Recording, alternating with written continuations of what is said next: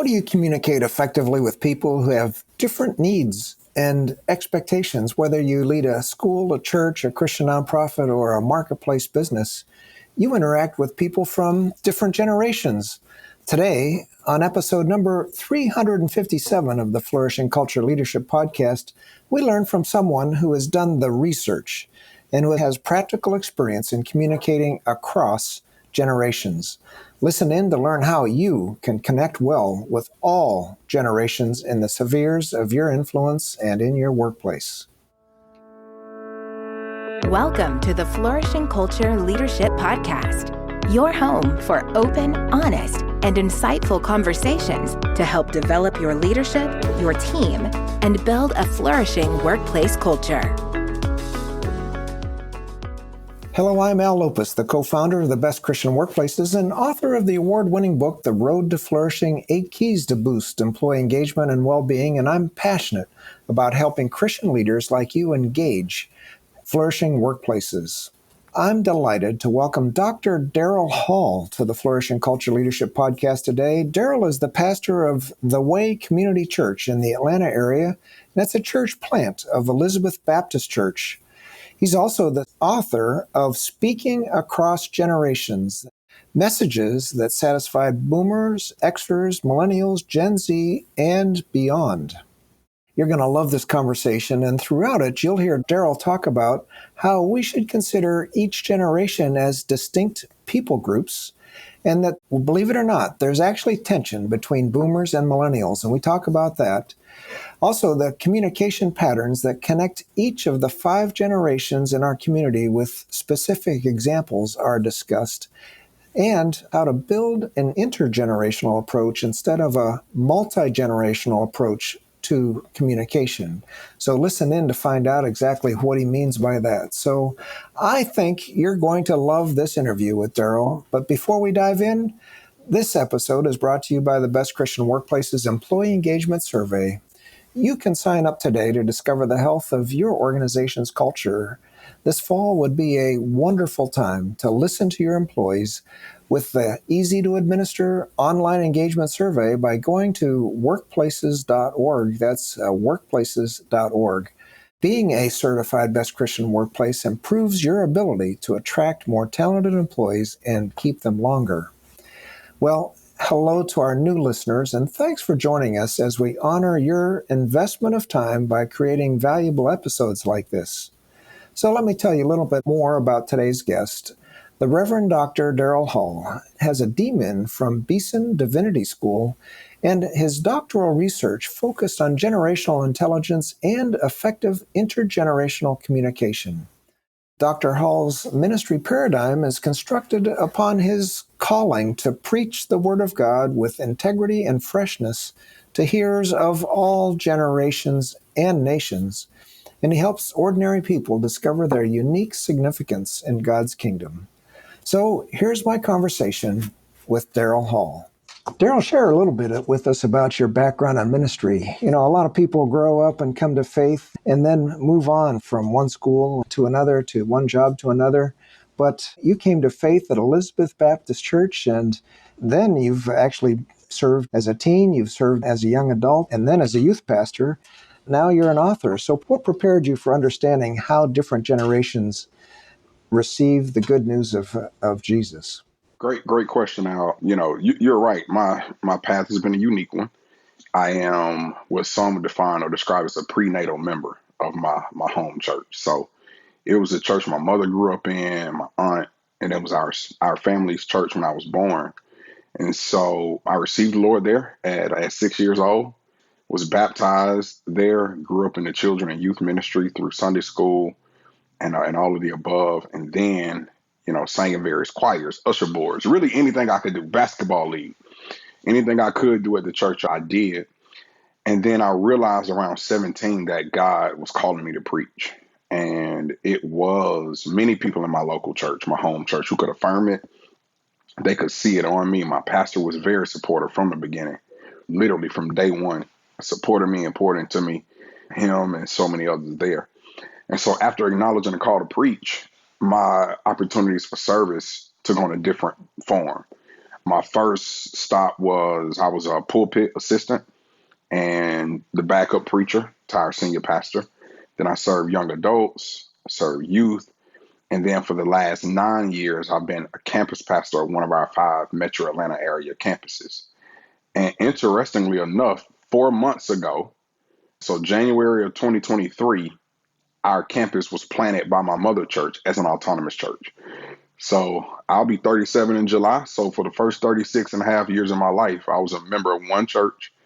And I think the way that uniquely shaped me is number one, my love for my home church.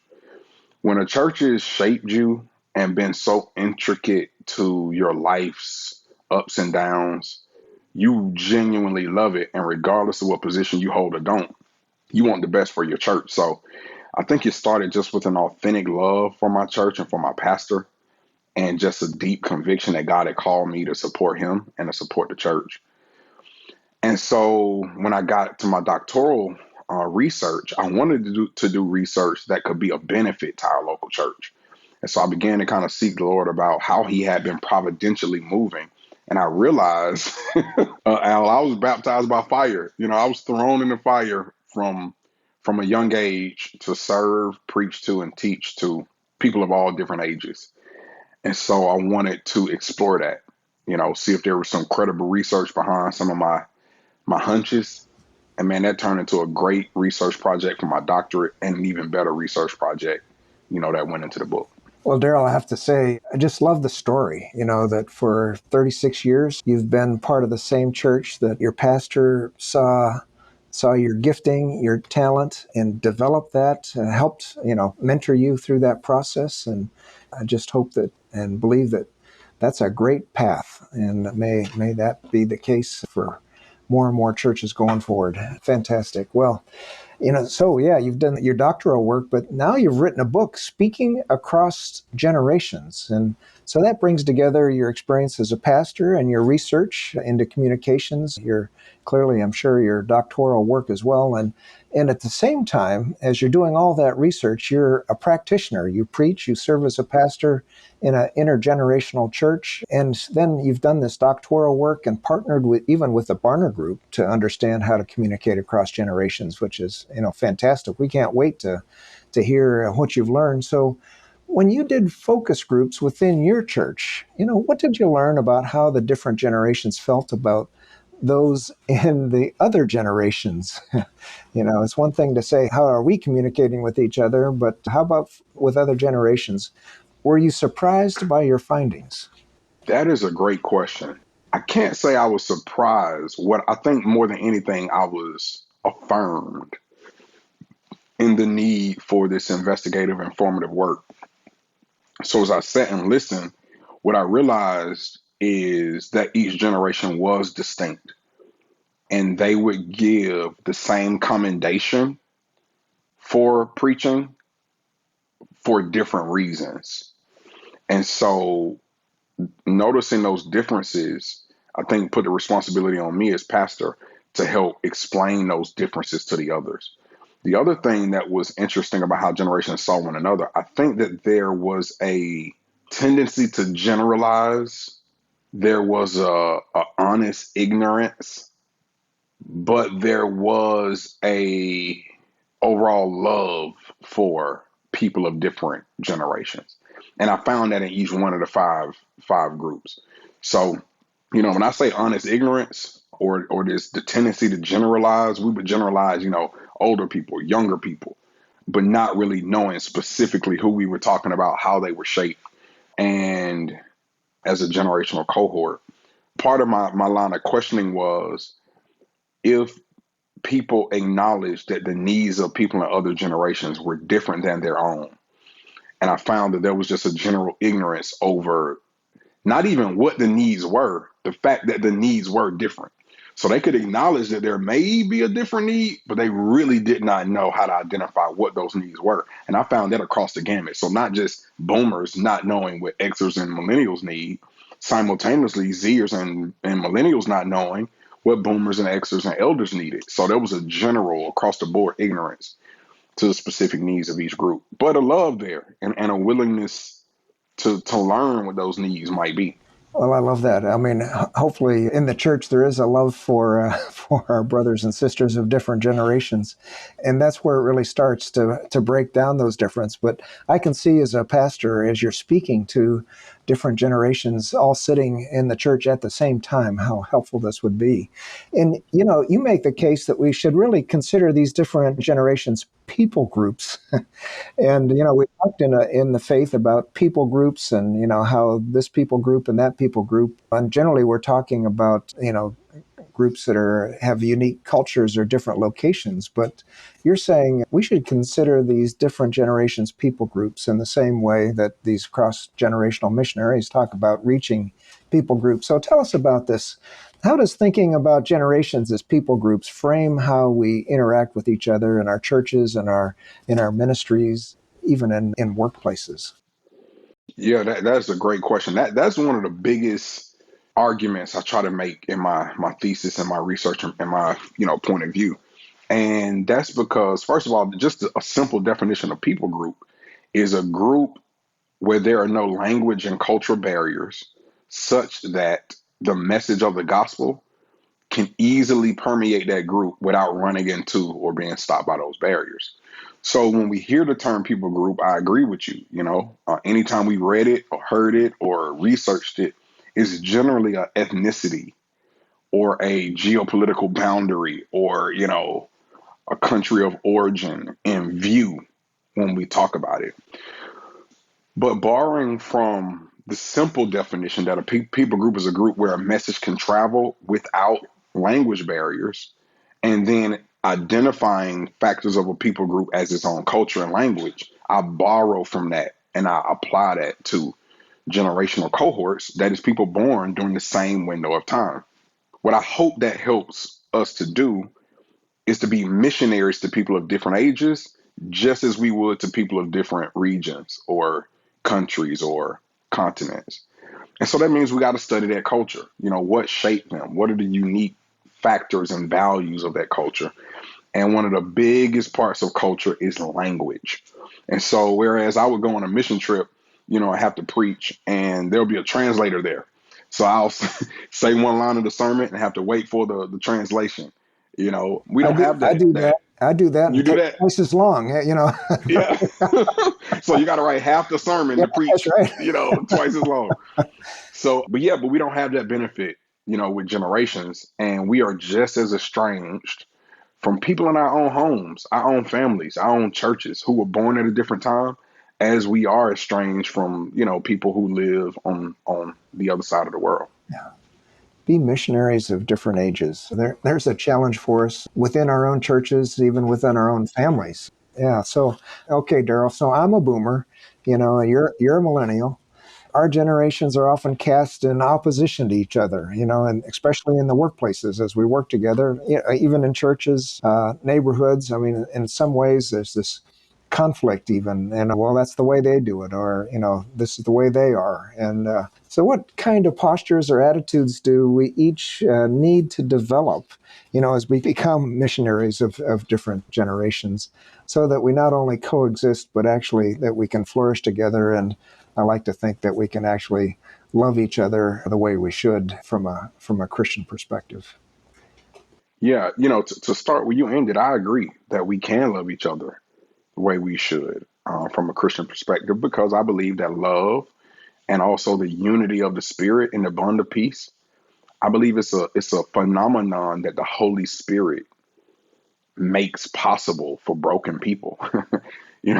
Paul tells the church at Ephesians to protect the unity of the spirit. He doesn't say to, develop it or to, go get it. It's already given. Unity in the spirit is a spiritual gift, not in terms of our individual abilities, but in terms of a gift from God to local churches. And so the choices we make to honor one another above ourselves and to look out for the good of one another instead of the good of self are love and action, and I believe make that possible. But you're right. So our generations are boomers and millennials are much maligned, usually pitted against each other, and for good reason too. I think the simple reason is because ours are the largest two generations in American history. It was first boomers, now it's millennials, and the world had wrapped around boomer culture, leadership, ideals, values, preferences, needs. And now that millennials are on the scene and able to enter the workspace and begin to ascend through certain ranks, there is this tension that is there.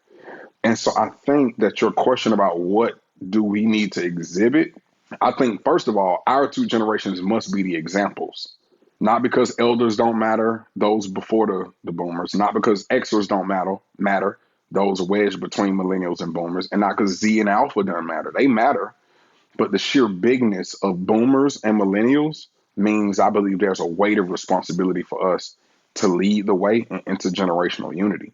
And I think the way we do that is some simple ways. The first way I would say is listening to understand without feeling the need to agree. And that is not easy to do, especially in churches and in spaces where theological points of views are on the table of discussion.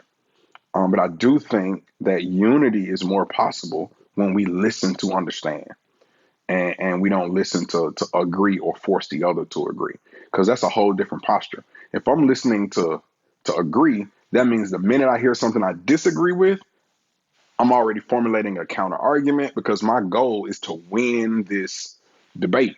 But if I'm listening to understand, my goal is just to love Al, get to know him, get to know how he sees the world, and appreciate how the Holy Spirit might use his unique perspectives to shape me into Christ. And when we come with that posture, there's a posture of humility, not the need to win the argument, but the desire to win the person.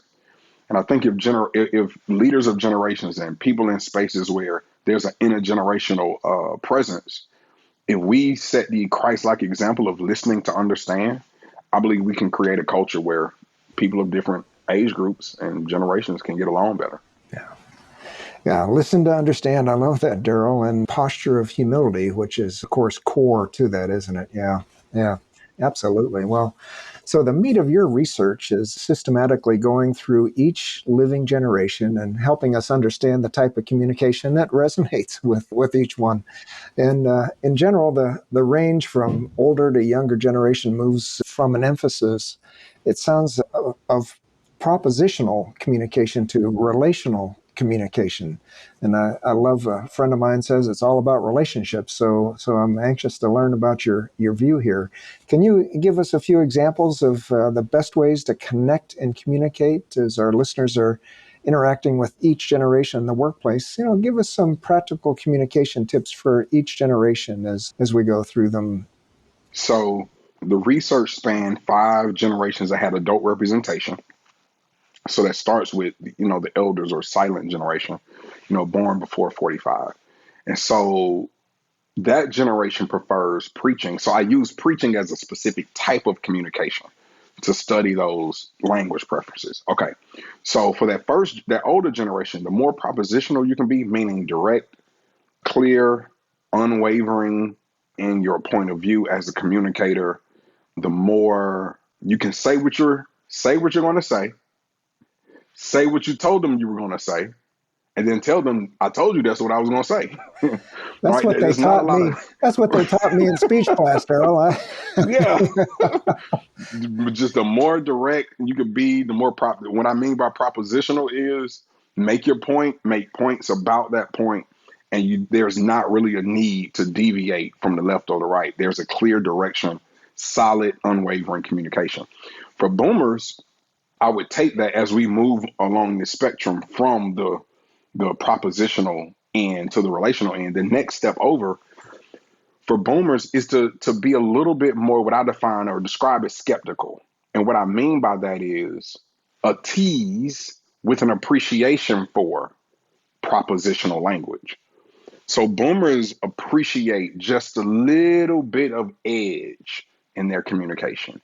So C.S. Lewis's Trilemma of Christ is a great example of this. When he says, is Jesus either a liar, is he lunatic, or is he Lord? We know that C.S. Lewis believes Jesus is Lord and has confessed him as such, but that tease of liar and lunatic creates this space of a little bit of open-mindedness, a little bit of tease, a little bit of excitement, some suspense even that culminates in a propositional, clear, firm idea. If you're going to communicate with Xers, that's the group wedged between mine and yours. And the reason I say wedged is because they really are the smallest group stuck between the two biggest groups. And so Xers are those who were born between about 65 to about 79 or early 80s, depending upon whose brackets you use. But this group is very intellectual, and the language for them is a language of proving, defending, explaining, research.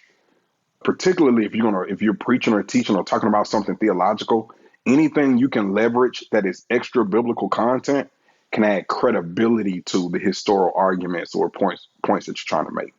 So articulate, studied, well prepared, thoughtful, intellectual language. This is the group that uses his brain to protect his heart.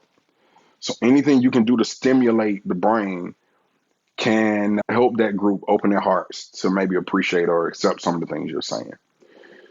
Moving further along the continuum to millennials, which is, my group, that's 80s and 90s babies.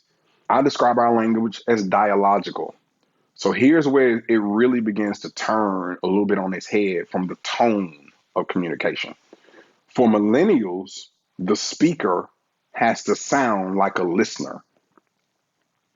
So we have to speak in a way that we acknowledge not just the intellectual capacity of the millennial, but the free will and otherness of the millennial. So whereas if I'm speaking to a group of older boomers or elders, I would say what I'm gonna say this what I said I was gonna say, and then say this what I said. With millennials, I'm gonna say, here's what I'm thinking. Here's how I'm feeling. I know this may sound crazy, and sometimes I even wonder, but if you would give me a minute to listen, I want you to consider some of the things I might share. So that language is more of a dialogical language, as if there's a give and take. But before I give, I have to be authentic in expressing what I've taken. So that's a range of topics, politics, marriage, taxes, religion, sexuality, money, parenting, corporal punishment, so many different topics that divide us. The millennial group wants to know that the communicator has first listened and at least can acknowledge where they have learned some things that they would previously probably disagree with, and then ask, would you give me a few minutes to just share from my heart? Would you think out loud with me? That type of deal. And then that next step on this continuum to what I define as relational language for Zers is this language where I am more human than I am authoritative. See, the propositional communicator can communicate from a place of authority. They don't have to humanize themselves to connect well. They can just be right about what they're talking about. Whereas the Zer, if you're trying to communicate with a group full of Zers, this is, late 90s babies to the middle to 2012 aughts. So about 99 to 2012. For that group, my humanity must be apparent, not my authority. And so relational language is a language where it's person to person. And I have, in a sense, divested myself of any privilege that would give me hierarchical authority over them. So, for example, my Gen Z sons, not that I cease to be their father or make that clear, but depending upon what we're talking about, I'm willing to listen and be human about how I felt when I was 8 years old or 12 years old, or even how I feel today, as daddy. So. I trust you're enjoying our podcast today. We'll be right back after an important word for leaders. Are you a leader searching for ways to enhance your organization's workplace culture and foster employee engagement? Well, we have just the solution for you. It's our proven Best Christian Workplaces Employee Engagement Survey for the Christian-led workplace. Picture this: your organization radiating with a renewed sense of purpose, where employees are excited to come to work every day. With our employee engagement survey, you'll gain powerful insights into the heart of your organization. Discover hidden strengths, uncover areas for improvement, and unlock the full potential of your team. But that's not all. By conducting the survey, you'll see productivity skyrocket, increased job satisfaction, and decreased turnover rates. Imagine the impact on your mission as your team unites around a shared vision, driven by purpose and fueled by a positive workplace culture. Your organization will become a beacon of light, inspiring others with its exceptional leadership. Don't wait any longer to create a flourishing workplace. Visit our website at workplaces.org and ask for the Employee Engagement Survey Sample Report today. Take the first step towards transforming your organization into a thriving, purpose-driven powerhouse. Together, let's build a workplace culture that honors God and empowers your team to flourish.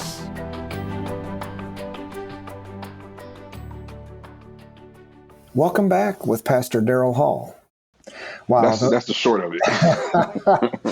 Oh, Daryl, my mind is just turning, and I know our listeners are too. Just the way we have experienced in our workplace and the communities that we're in. Yeah, just start with the silent generation and preaching and boomers, kind of have a little tease, to create an edge in the conversation with Xers, the intellectual stimulation and how that is important with millennials to come from the standpoint that you're a listener. And then again, the human view for Xers. So for a silent generation, the position of pastor has a lot of weight and value and authority.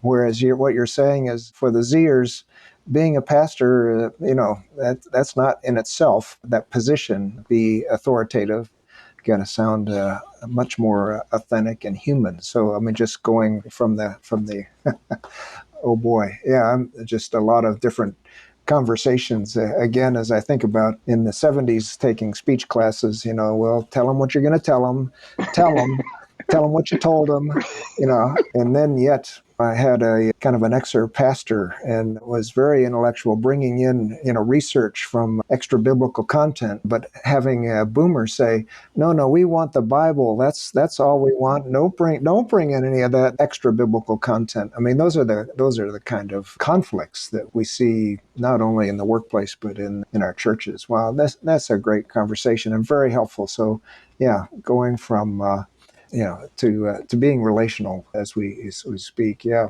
So, Daryl, this has been great. But so you make a distinction between being multi-generational versus intergenerational. So help clarify that for our listeners. So what's the benefit of being intergenerational in a church or a Christian ministry? And how can leaders effectively lead an intergenerational organization? What qualities do we need to embrace as leaders to be effective in communicating in this environment? Yes, sir. That's a great question. This is one of those thoughts that I wrestled with, whether or not I was splitting hairs or being too particular in my word choice. But, I am convicted by the idea that there is a difference between multi and intergenerational. In short, multi-generational is when there may be multiple generations present within an organization, but the power, the brain trust, the decision making, and the cultural influence is usually held by one generation, maybe two. So a multi-generational, for example, let's say church, is there may be a presence of people born at different times, but everybody sitting at the table where the decisions for money, resources, time, and planning is all determined, all those people are born within the same generation or maybe two. So if the senior pastor is a baby boomer and all the high level staff around them are boomers and everybody on the board of trustees are boomers, regardless of who's in the audience, that's really a boomer led multi-generational church.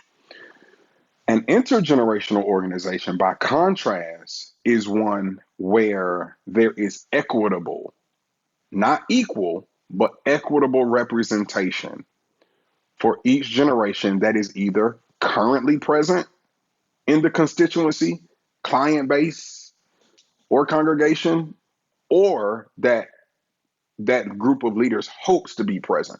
So it starts with an equitability. Okay. So what would equitability look like, So Daryl? yeah, Yeah. great question. So a practical application for equitability is if there's a board of trustees, there are people from at least 3 to 4 of the adult generations who are represented, who are on that board of trustees or board of elders or what have you, obviously qualified to be there. No token seats in the name of equitability, but there's an intentional plurality, so to speak, of ages that are allowed to be in leadership positions. Another practical application of equitability is, let's say if you have an organization where, the reality is everybody in leadership is either boomers or Xers, but you want to be equitable. I think that group makes a step by bringing in either some consultation for how to better reach another generation. They use focus groups to study and listen to the few in their organization they may have from that generation. They intentionally seek out knowledge and allow that knowledge to influence decisions that they make. And so I think it's possible for a boomer to appreciate millennial sensibilities. But in order for that boomer to do that, that requires self-challenge. It's not something they'll just stumble upon. It's love for Christ and love for neighbor that translates to seeking information, crucifying my perspective and point of view, and the willingness to acknowledge a point of view that could attract someone of another age. So I do think it's possible for people in one group to lead with equity considering other groups, but that is going to require a challenge and some very clear steps taken to challenge their own sensibilities. Yeah, and what you're saying, look back to your earlier point, listen to understand. In order to listen, you have to ask, right? Hmm. You And have to ask with openness. yeah, yeah. Ask also, here's another key factor I would say. You asked about what type of leadership, particularly if the leader is older and they're seeking the insight or to learn from people who are younger. There has to be The leader has to have humility to ask, to learn, to understand. Also, it must be clear that there's no fear of loss for any honesty that may be shared or any different point of view that may be shared. Because what fear of loss causes people to do is to not be open and transparent. So if you are a very authoritative or autocratic or senior entrenched leader with years and years of experience and authority and all of these great things that God has done through you, try your best to divest yourself of that. It's almost like the show Undercover Boss. It's an example of that. If only for a moment to learn what's going on at lower levels of your organization, you almost have to divorce yourself of all the things that you've been able to build up. Not because they aren't important, but because people are more important. And creating a space where there's no fear of loss, you can genuinely learn, understand, and then take that new understanding back to the authority position that God has given you and that you're a good steward over.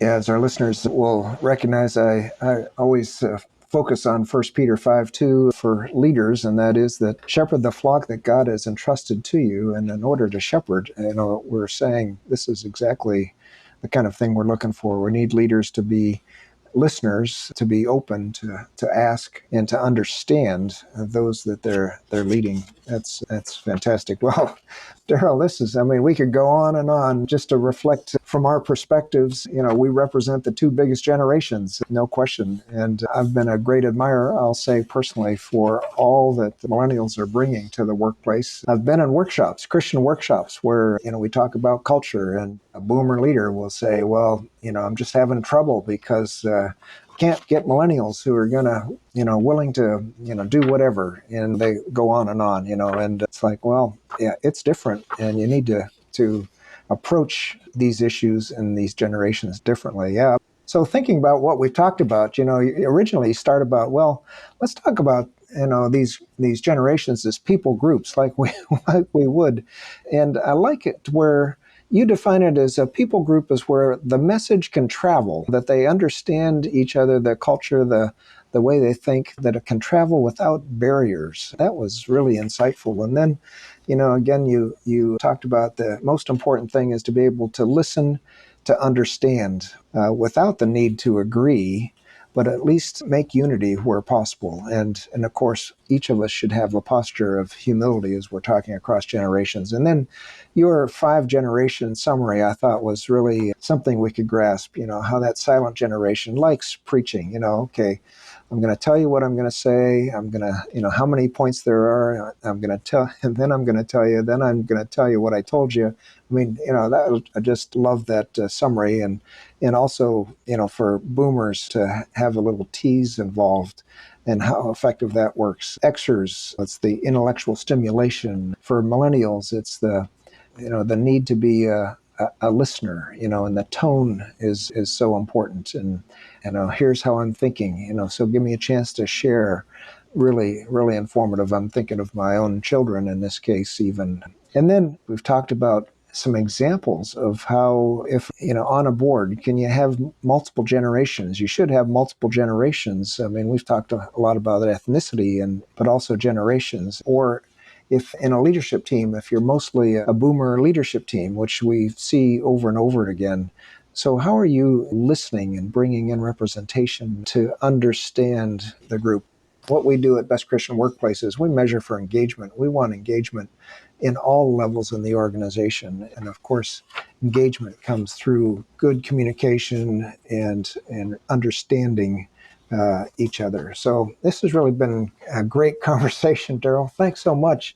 Is there anything you'd like to add that we've talked about now that we've gotten to this point in the conversation? Usually our guests have growing conviction that they want to say and speak to our audience.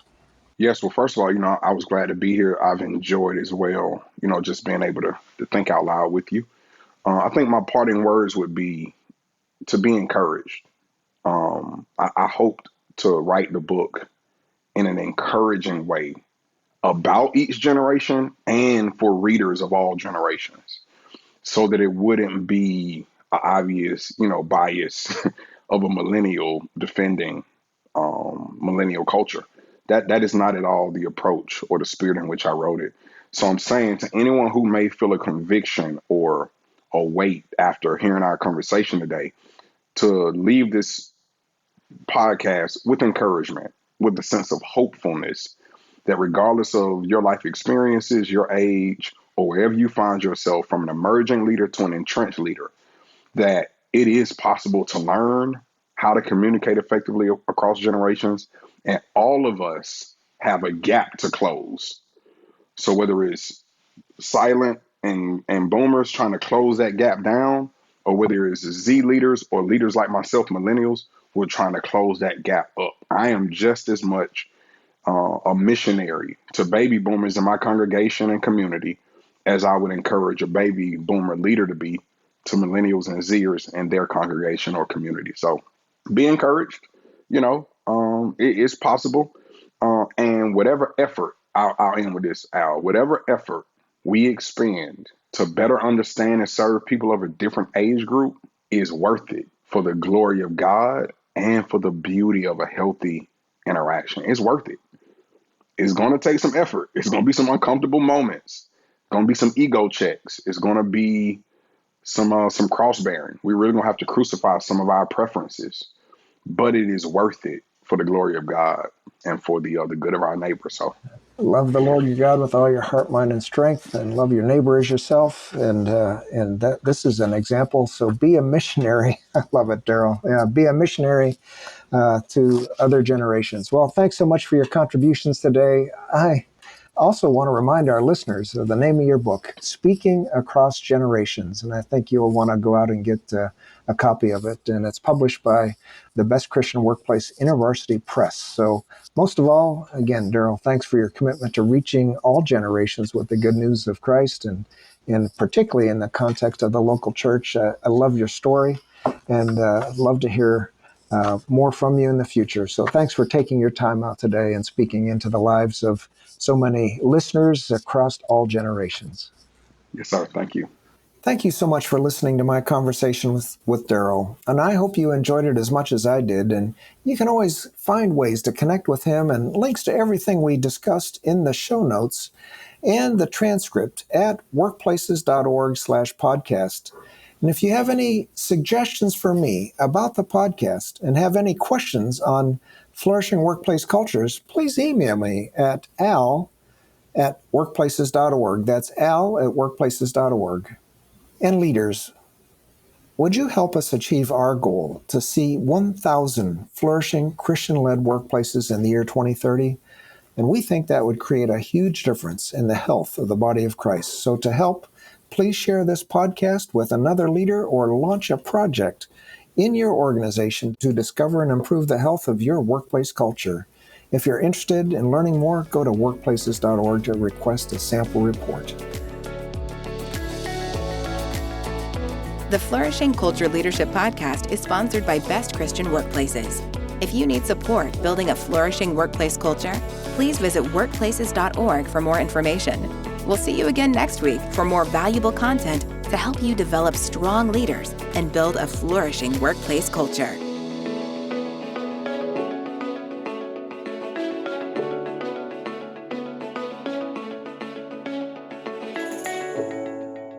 And you're going to want to join us next week with my conversation with Al Arisman, the chairman of the Theology at Work project. At your request, we are going to talk about the intersection between faith and work. I look forward to having you join us next week.